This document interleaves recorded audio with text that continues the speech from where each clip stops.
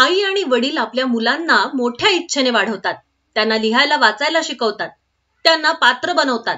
पण काही मुले स्वतःच्या स्वार्थासाठी पालकांच्या इच्छेचा त्याग करतात.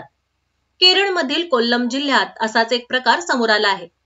येथे एक मुलगी कॉलेजमध्ये शिकत होती आणि तिथल्या एका मुलावर प्रेम करू लागली. तिच्या घरच्यांना या प्रेम प्रकरणाची माहिती मिळताच त्यांनी तिला विरोध केला.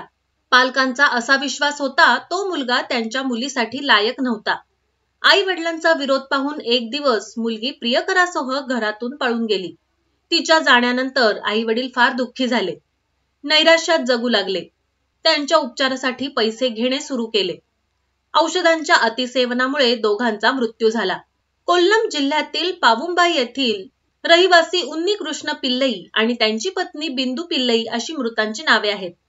मुलीच्या अशा कृत्यामुळे हे दाम्पत्य मानसिकदृष्ट्या अस्वस्थ होतं, असं पोलिसांनी सांगितलं.